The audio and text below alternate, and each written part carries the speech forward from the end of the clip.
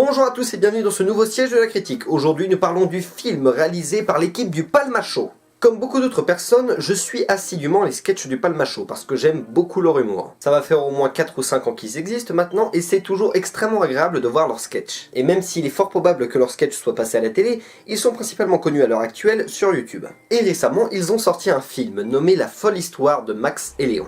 Le film a été réalisé par Jonathan Barré, mais je ne pense pas prendre beaucoup de risques en disant que David Marseille et Grégoire Ludig y sont pour beaucoup dans la réalisation aussi.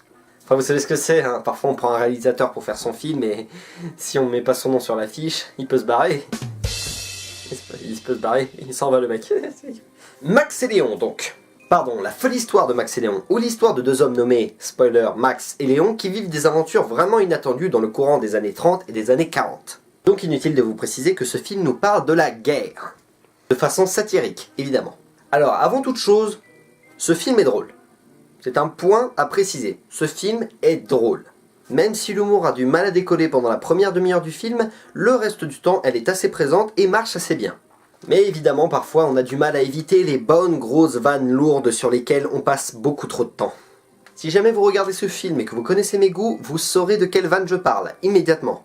En soi, le film est vraiment bien réalisé. Il y a une bonne mise en scène et il y a beaucoup de séquences où l'on constate la beauté de l'imagerie du film. Si vous passez beaucoup de temps sur YouTube, je peux vous jurer que vous reconnaîtrez 95% des acteurs que vous verrez dans ce film. Et si vous passez beaucoup de temps sur YouTube, vous vous rendrez compte que ces acteurs que vous connaissez déjà font un très bon travail. Beaucoup d'acteurs d'ailleurs qui nous feront très plaisir de voir. Comme par exemple le simple fait que « Oh mon Dieu, je ne m'attendais pas du tout à voir Christophe Lambert dans ce film !» Ils ont même osé utiliser son puissant et superbe rire.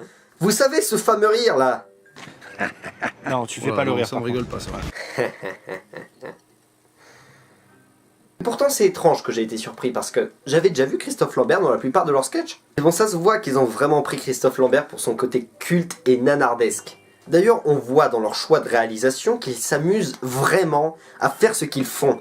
Ça faisait longtemps que je n'avais pas autant ressenti le délire qui se cache derrière la réalisation d'un film.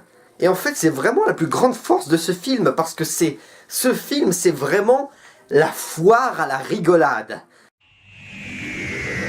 On ne sent pas que ces mecs s'amusent à faire un film d'action, ou un film drôle, ou un film émouvant.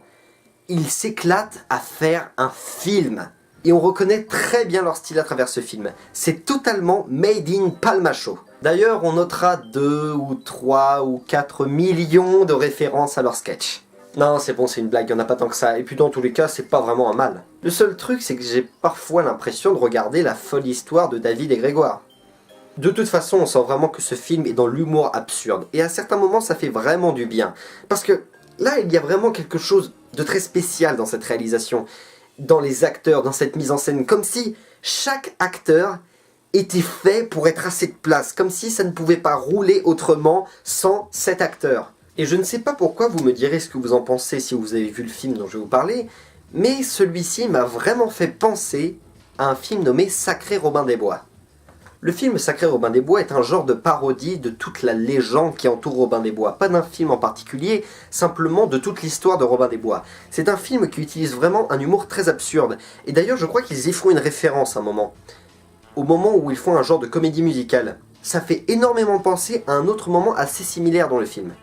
Vous n'aurez qu'à regarder et vous saurez. Mais bon, évidemment, comme je l'ai dit récemment, le film ne marche pas toujours niveau humour. Et franchement, c'est dommage que le Palma Show se perde souvent dans ce genre de blagues lourdes. Parce que vraiment, certaines situations sont assez gênantes niveau humour. Mais bon, je ne raconterai rien, je ne vais pas vous spoiler. Et que dire de plus, allez le voir parce que c'est vraiment un excellent moment à passer dans tous les cas. Et très franchement, je pense qu'il serait vraiment très intéressant de faire une suite à ce film. Mais je ne pense pas franchement, parce que la fin du film se déroule un peu comme si l'histoire n'était pas finie, mais que le film était fini définitivement. En tout cas, soyez sûr d'une chose, vraiment, si vous aimez le Palma Show, vous allez adorer ce film. Réellement, ça fait du bien de voir de temps à autre des comédies françaises drôles. Comme quoi c'est bizarre, vous voyez, on arrive à faire des bons films drôles, sans mettre des stars humoristes pas drôles. Étrange, hein? Quoi qu'il en soit, je vous remercie beaucoup d'avoir regardé ce siège de la critique. La folle histoire de Max et Léon est un film que je vous conseille vivement. Et je vous dis à la prochaine, jusqu'à la prochaine critique. Salut!